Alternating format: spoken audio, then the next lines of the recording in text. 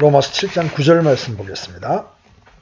전에 율법이 없었을 때에는 내가 살아있었으나 명령이 오매 죄가 살아나고 나는 죽었도다. 아멘.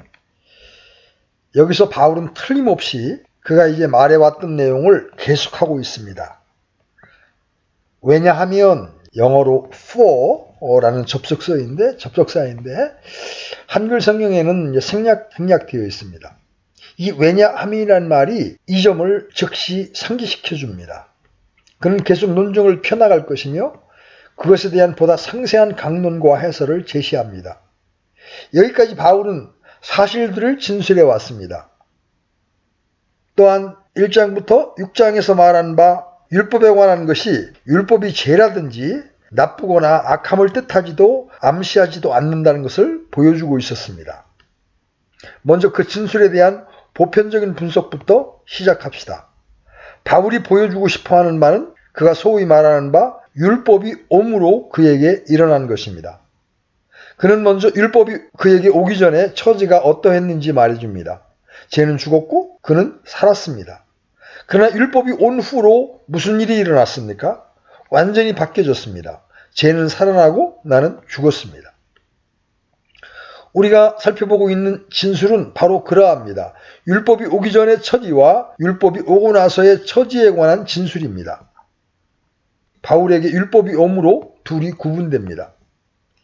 이 진술에 접근하는 가장 좋은 방법은 율법이 없으면 without the law라는 말의 의미를 명확하게 파악하는 것입니다.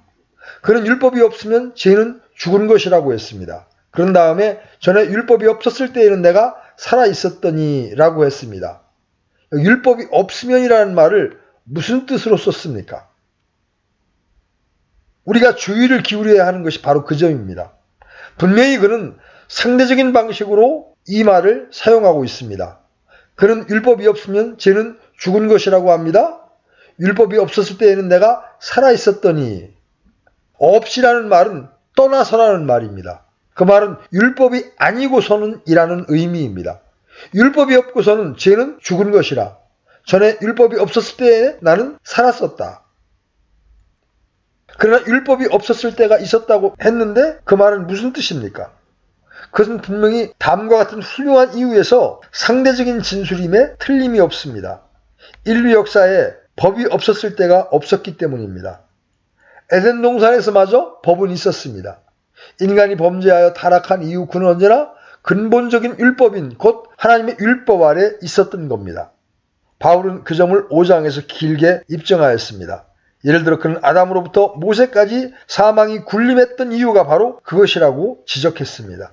그는 그 진술에 대하여 오직 유일한 설명만이 가능합니다. 그러므로 우리는 율법이 없었을 때가 없었다고 단언합니다. 그러나 그것이 보편적으로 진리라면 특별히 유대인들의 경우에도 사실이고 사도 바울 자신에게도 진리입니다. 모든 유대인들은 모세의 율법 아래서 태어났습니다. 그런데도 바울은 여기서 어떤 때에 율법이 없었을 때에 살았었다고 말합니다. 또한 율법과 별도로 살았던 때가 있었다고 말하는 것 같습니다. 그러므로 그는 분명히 상대적인 방식으로 말씀을 사용하고 있음에 틀림없습니다. 진실로 우리는 이 진술에 나타나 있는 모든 어휘들을 그런 식으로 사용하고 있다는 것을 알게 될 것입니다. 그가 말하고 있는 것은 그의 체험에 관한 한 율법 없이 율법을 떠나서 살아가던 때가 있었다는 것입니다. 다른 말로 해서 율법이 그 안에서 실제적으로 역사하지 않았던 때가 있었다는 것입니다. 물론 그런 경우는 있을 수 없으나 그가 율법을 체험하였다는 면에서 그러하다는 것입니다. 우리가 다른 어휘들을 살펴볼 때 이 점이 반드시 더 명백해질 것입니다. 이제 명령이 오매 죄가 되살아나고 나는 죽었도다는 말씀으로 나아갑니다. 명령, 곧 계명이 이르렀습니다. 그러나 계명은 항상 있었습니다. 바울이 태어나기 전부터 오랜 세기 동안 모세를 통한 율법이 있었습니다. 거의 1400년 전부터 모세의 율법은 있었습니다. 모든 인류에 대한 기본적인 근본법은 처음부터 있었습니다. 그런데도 바울은 계명이 이르렀다고 말하고 있습니다. 다시 바울은 상대적으로 말하고 있는 겁니다. 바울이 의미하는 말은 계명이 존재하지만 그에게 이르지는 아니하였고 그에게 도착되지 않았다는 것입니다. 그것이 뜻하는 바를 위해서 하나의 간단한 실례를 들어보겠습니다. 사람은 때때로 예배가 끝나고 나서 설교자에게 와서는 목사님도 알다시피 전에는 제가 그 말씀을 눈여겨보지 않았어요 라고 합니다. 또는 목사님 전에 제가 그 구절을 100번은 읽었을 거예요. 그러나 그것이 무엇인지 알지 못했어요 라고 합니다. 그들이 의미하는 진의는 그 진술이 전에는 그들에게 진정하게 오지 않았다는 것입니다. 우리는 모두 성경을 읽을 때 그런 체험을 합니다. 전에 여러 번 읽었던 구절을 읽게 됩니다. 전에는 그 구절이 아무것도 가져다 주지 못하였습니다. 그런데 갑자기 그 구절이 우리를 때리게 됩니다.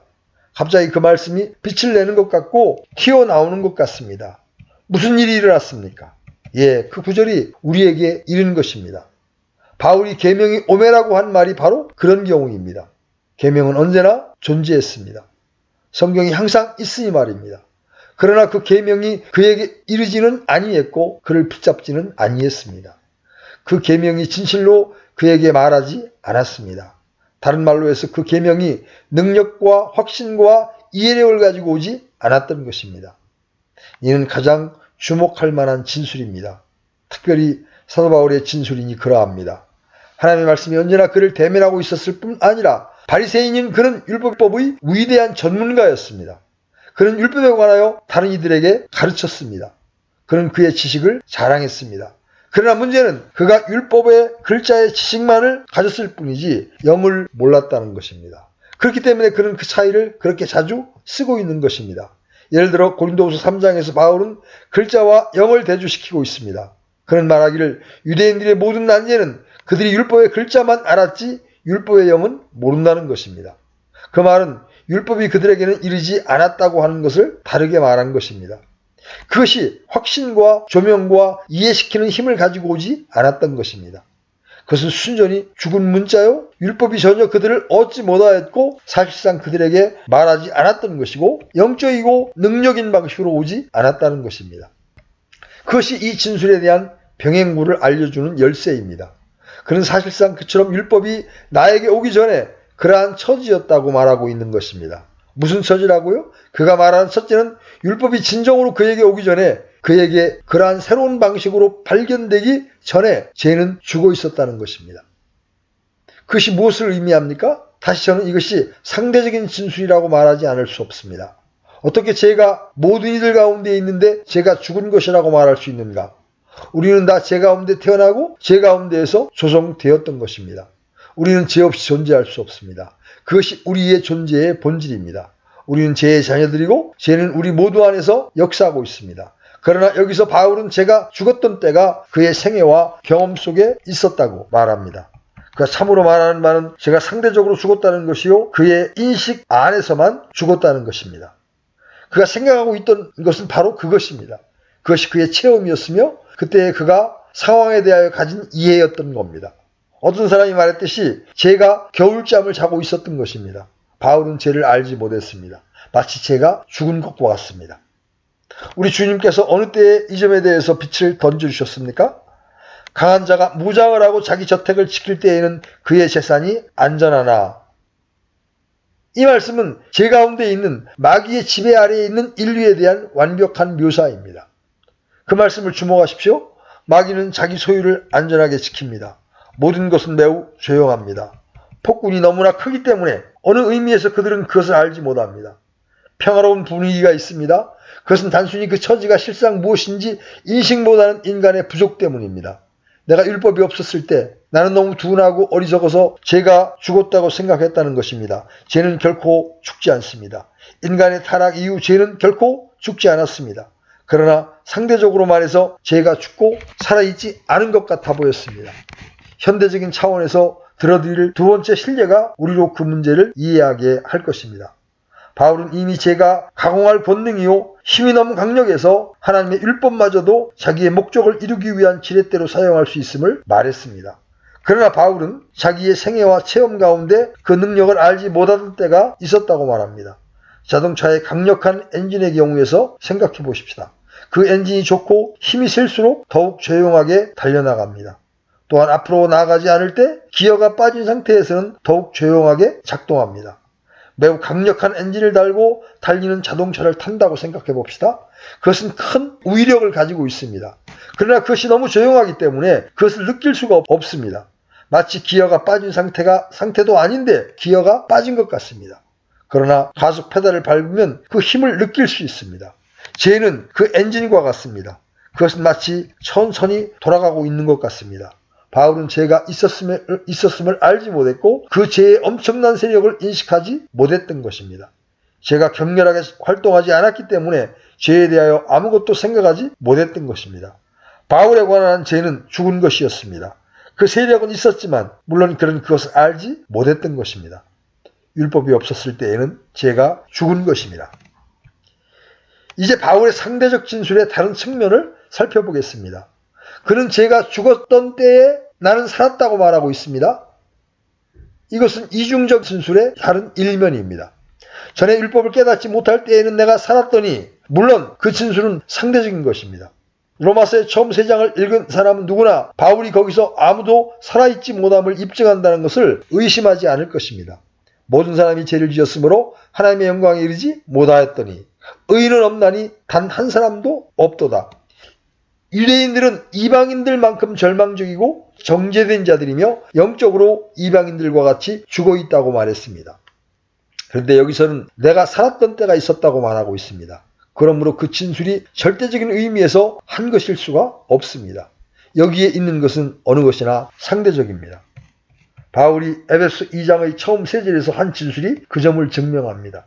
또 그분께서 범법과 죄들 가운데 죽었던 너희를 살리셨도다. 그것은 이방인들뿐만 아니라 유대인들에게도 해당되는 진술입니다. 지나간 때에는 너희가 그것들 가운데에서 이 세상의 행로를 따라 걸으며 공중의 권세자원 통치자 곧 지금 불순종의 자녀들 가운데 활동하는 영을 따라 걸었느니라. 지나간 때에는 우리도 다 그들 가운데에서 우리의 육신의 욕심 안에서 생활하며 육신과 생각의 욕망을 이루어 다른 사람들과 같이 본래 진노의 자녀들이었으나 이 세상에 태어난 사람은 어느 누구 할 것 없이 영적으로 죽어서 태어났습니다. 그런데도 사도 바울은 여기서까지 율법이 없었을 때에 살았던 때가 있었노라고 합니다. 바울이 의도하는 바는 분명히 자기에 관한 죄가 죽은 것으로 생각했던 것과 같은 방식으로 자기가 살았다고 생각했다는 것입니다.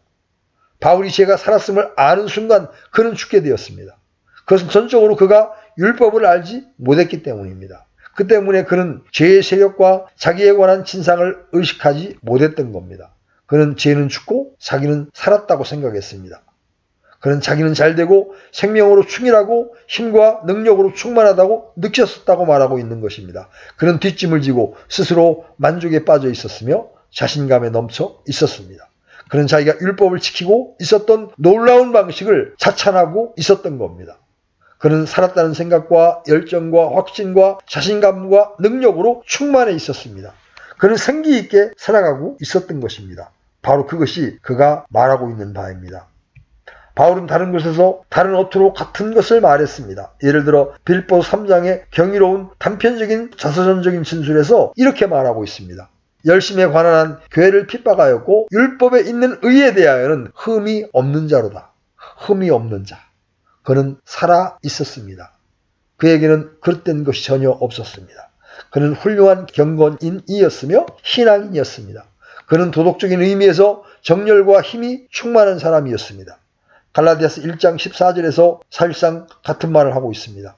내 조상들의 전통에 대해 더욱 심히 열심을 내어 내 민족 가운데에서 나와 동등한 많은 사람들보다 유대인들의 종교에서 더 득을 보았느니라. 그보다도 자만감과 생명감과 능력으로 충만한 사람은 없었습니다. 그는 실로 전형적인 바리새인이었습니다. 누가복음 18장 초두에 나오는 우리 주님의 비유에서 같은 진술을 대하게 됩니다. 그 비유에서 바리새인과 서기관이 성전에 기도하러 나옵니다. 우리 주님께서 거기에서 지적하신 바리새인보다 더 충실하게 바울이 말하고 있는 이유에 생명을 가진 자가 없습니다. 그 바리새인은 하나님께 감사나이다로부터 시작합니다. 하나님께 대한 감사밖에는 없습니다. 그는 그처럼 훌륭한 사람이었으며 일주일에 2번 금식하였으며 자기 소득의 11조를 가난한 자에게 주었습니다. 그는 어떠한 죄도 범하지 않았습니다. 그는 자기가 거기서 그처럼 죄가 많은 비참한 사람인 세리와 같은 자가 아님을 얼마나 하나님께 감사했는지 모릅니다. 그는 아무것도 간청할 필요가 없습니다. 용서와 능력을 구할 필요가 없습니다. 그는 아무것도 요구하지 않습니다. 건강과 정열과 능력으로 충실한 자가 무엇을 구하겠습니까? 그 사람은 자기 만족에 빠진 사람이요 자기로 충만한 사람입니다. 오직 할 일은 하나밖에 없는데 그것이 자기가 그와 같음을 하나님께 감사하는 것입니다. 그는 살아있습니다. 얼마나 놀랍고 건강과 능력과 힘과 정열로 충만한 사람입니까? 또한 주님께 온 부자 청년을 생각해 보십시오. 그가 주님을 만나는 장면과 주님께서 그를 다루시는 태도를 생각해 보십시오. 우리 주님은 그에게 말씀하셨습니다. 너는 살인하지 말라. 너는 간음하지 말라. 너는 도둑질하지 말라. 너는 거짓 증언하지 말라. 내 아버지와 어머니를 공경하라. 또 너는 내 이웃을 내 자신과 같이 사랑하라 하는 명령이니라. 젊은 청년은 이 모든 것은 내가 어려서부터 지켰거니와 아직도 내게 부족한 것이 무엇이니까? 라고 대답합니다. 그는 살아있었고 율법의 요구를 전부 알았고 그 모든 것을 지켰던 것입니다. 아무 걱정도 없었고 어려움도 없었습니다. 그는 살았습니다. 바울은 로마서 10장에서 그 문제를 완벽하게 요약합니다. 그 말씀은 바리새인과 회심하기 전에 바울에 대한 모든 진상을 보여주는 완벽한 말씀입니다. 그들이 하나님의 의를 알지 못하여 자기 자신의 의를 세우려고 다니면서 하나님의 의에 복종하지 아니하였느니라. 그것이 문제였습니다. 그들은 자신들의 의를 세우고 있었습니다. 그래서 그들은 살았다고 생각했으며 모든 것이 잘 되어 있다고 생각했던 것입니다. 그러나 그들은 하나님 앞에서 율법에서 밝혀진 의의 참된 의미를 인식하지 못했던 것입니다. 그것이 법이 없을 때에 그가 처했던 입장이었습니다. 계명이 이르기 전에 죄가 죽었고 그는 살았습니다. 그는 어떤 참된 어려움과 난제를 알지 못했으며 모든 것이 완전히 충족되어 있는 것처럼 보였습니다. 그는 부끄러움이 없었습니다. 그러나 계명이 이름에 이 탐내는 것의 전체 문제가 즉각적으로 드러났던 것입니다.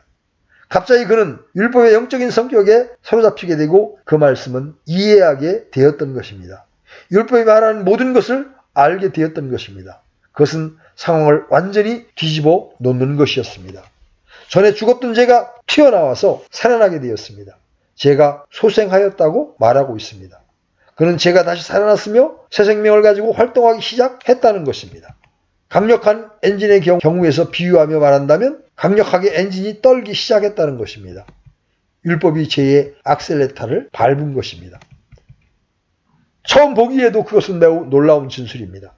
자연적으로 우리는 율법이 옴으로 인해서 죄를 소생시키지 않고 죽여놓은 것이라고 생각했습니다. 물론 궁극적인 의미에서 그렇다고 할 수 있지요. 그러나 체험적으로 그것은 정반대입니다. 그는 여기서 체험적인 방식으로 쓰고 있습니다. 다른 말로 해서 율법이 죄의 진정한 힘을 격발하였고 본질과 성격을 드러내었습니다. 율법이 죄를 흔들어 깨워놓았습니다. 그 율법의 금지 조항을 통해서 율법이 죄를 일으켜 세웠습니다. 말씀드렸듯이 율법이 죄의 악셀레타를 밟는 것입니다.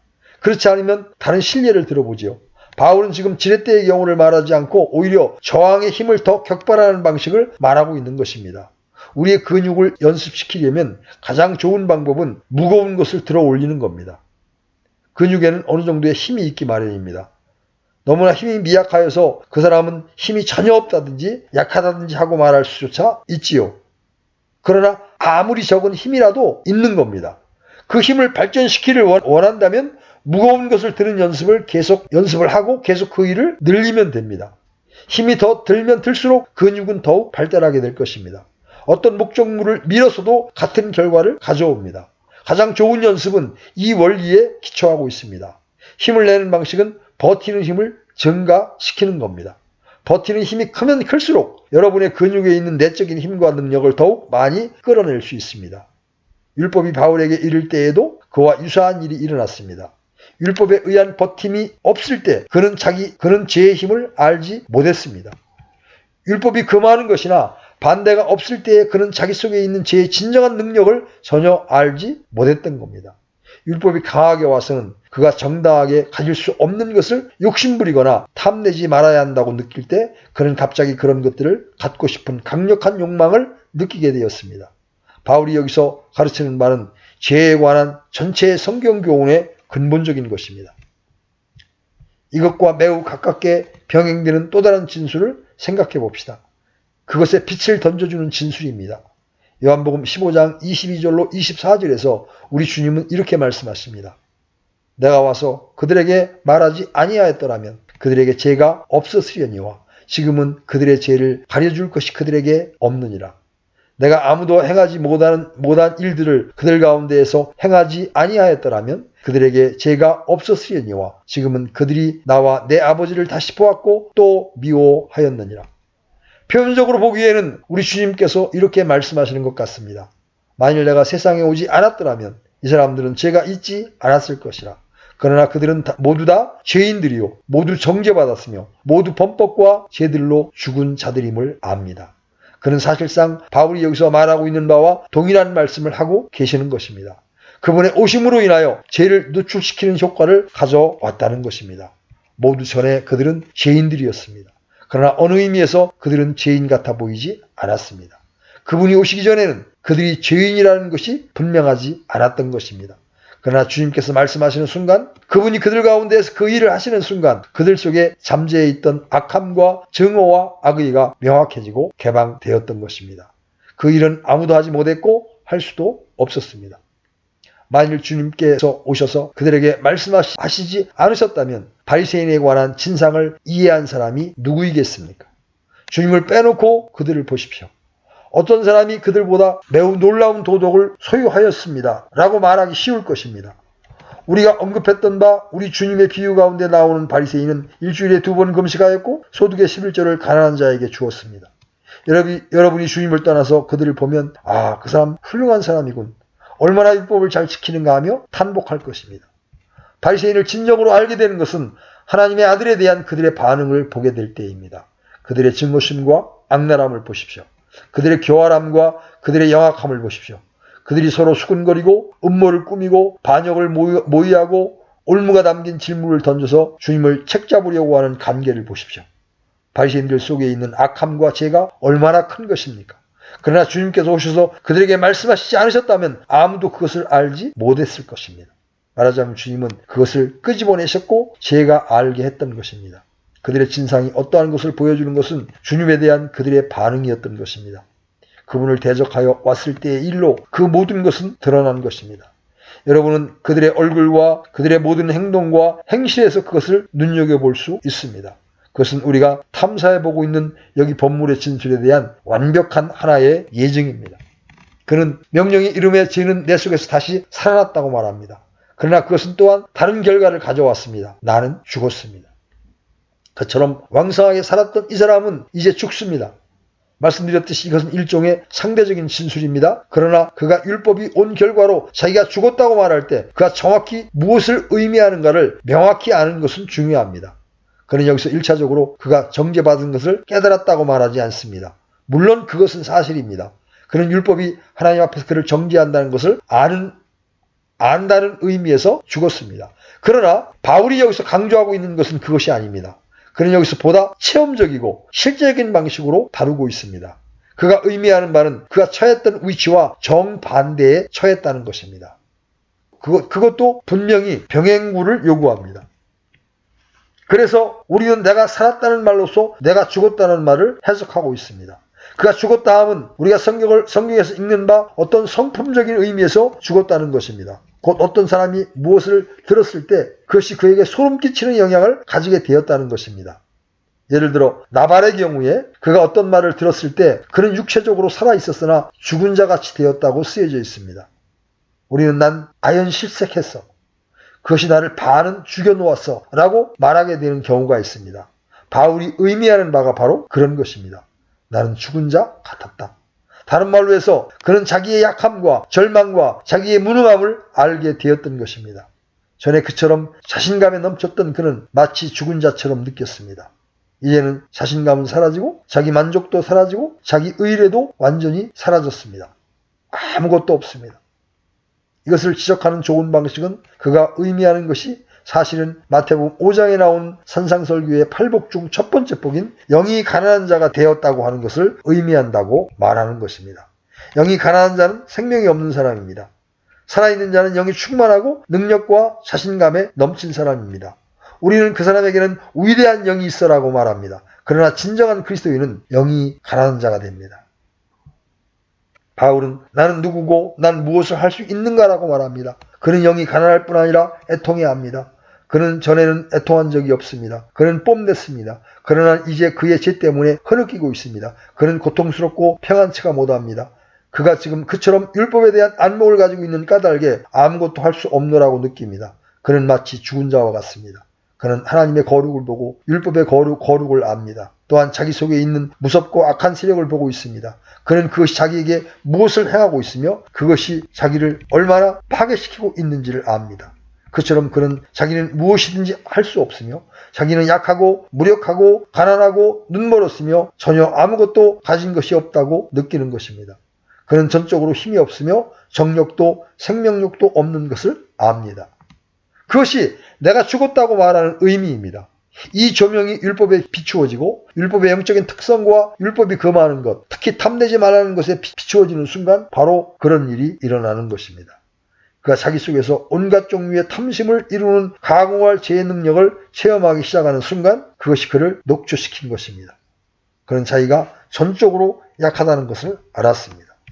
그는 전에 자기야말로 율법에 대한 지식에 있어서 당시에 어떠한 사람들보다 우월하다고 자신을 뽐내던 자였습니다.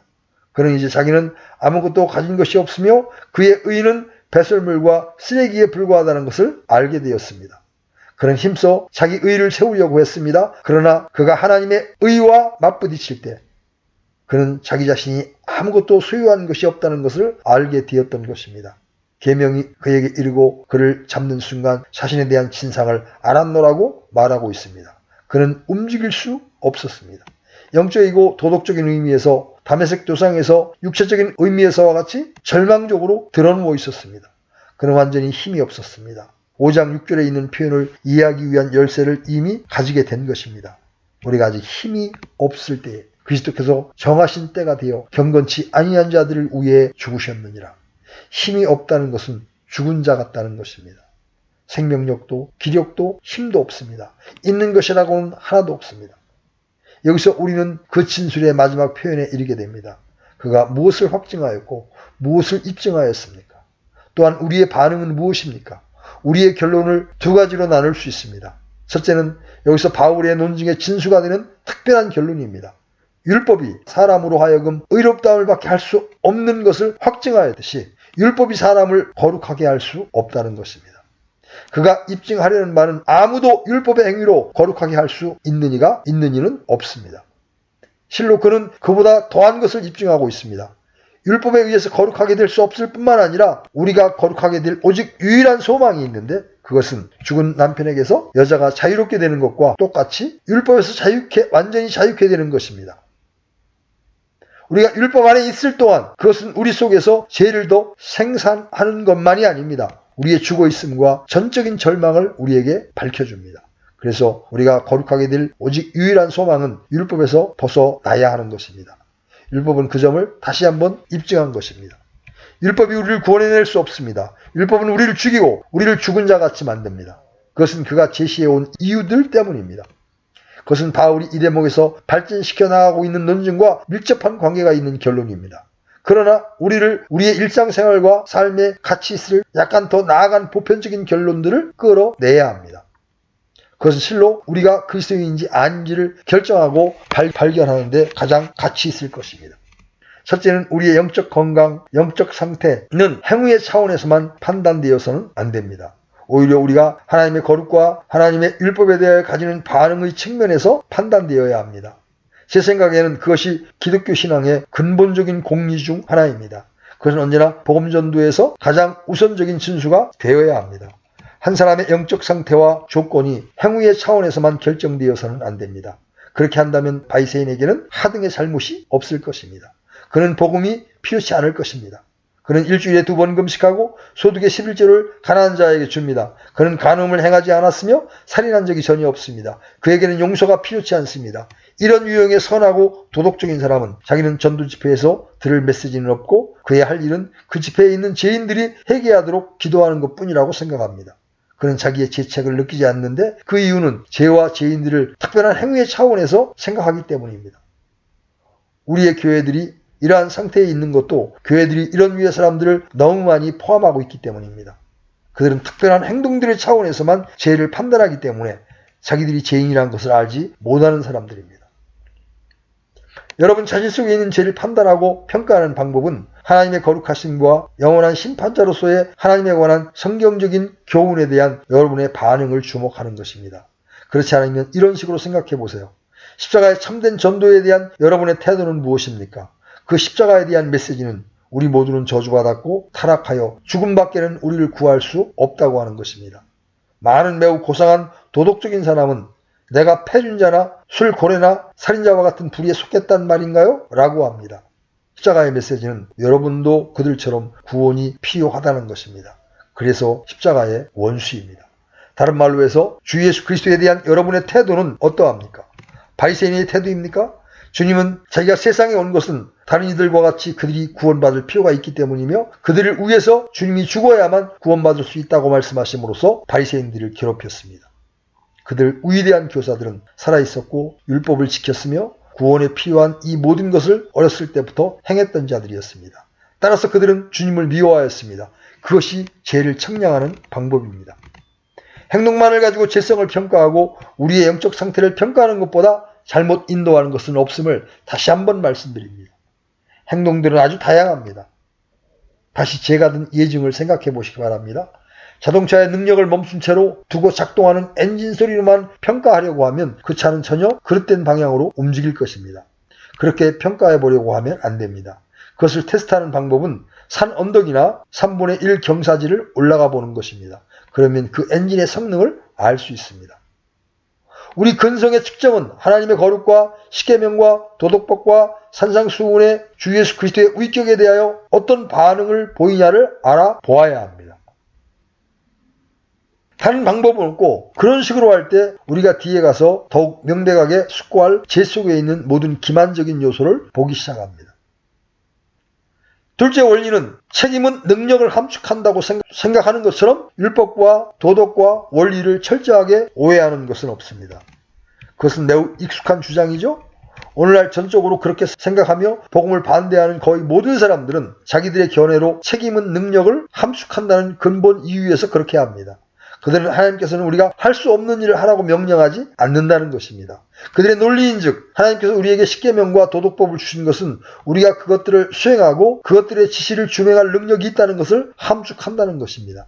더 나아가서 그들은 그것을 복종할 수 있고 실제로 그렇게 행하고 있다고 믿고 있습니다. 그러한 사람들과 그러한 요구에 대한 최종적인 답변은 바울에게 와서 탐내지 말라 하던 바로 그 율법이 바울이 그것을 이행할 수 없음을 계명이 이르렀을 때 입증한 바로 그것입니다. 쟤는 살아나고 나는 죽었습니다. 이 체제 속에서 책임의 능력을 함축하기는커녕 오히려 정반대의 사실을 의미합니다. 전체 기능은 사람으로 하여금 스스로 의롭다함을 받게 하는 데 있는 것이 아니고 그렇게 할 수 없음을 보여주는 것입니다. 율법은 죄의 지극히 죄됨을 드러내는 것입니다. 바울은 뒤에 가서 그 점을 말할 것입니다. 그러나 율법을 그런 식으로 오해하고 율법의 윤리적인 국면을 강조하는 것은 오늘날 대중적인 관점입니다. 도덕적인 사람은 말하기를 여기 복음의 윤리적인 요구들이 있습니다. 그것들이 나에게 지시합니다. 좋아요. 나는 기꺼이 그것들을 행할 용의가 있어요. 그들이 나에게 이르렀다는 사실은 내가 그것을 이행할 수 있다는 의미이죠. 라고 합니다. 그러나 율법의 전체 기능은 그것의 정반대입니다.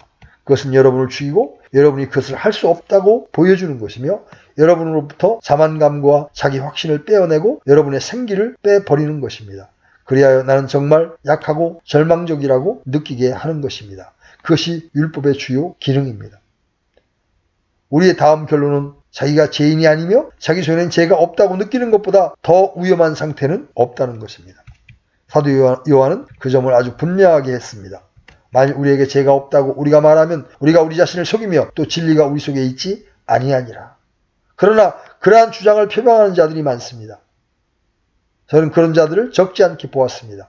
그들은 저를 바라보고는 만일 내가 죄인이라고 느꼈다고 말한다면 거짓말하는 것이 된 것입니다고 말합니다. 나는 언제나 선한 생활을 하고 언제나 그러한 죄들을 피했습니다. 또한 나는 내가 할 수 있는 한 최선을 다했어요. 나는 솔직하게 말해서 죄인이라고 느끼지 않아요.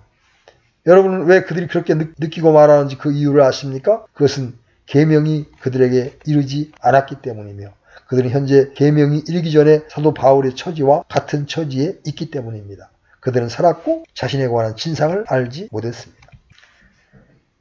우리가 죄인임을 알고 있습니까?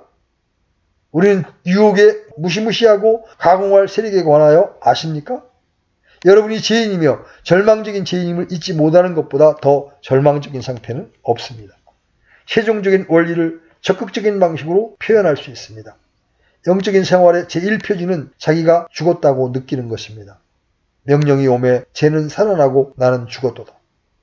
하나님께 감사드립니다. 사람이 죽는 순간 그는 다시 살 가능성이 있는 것입니다.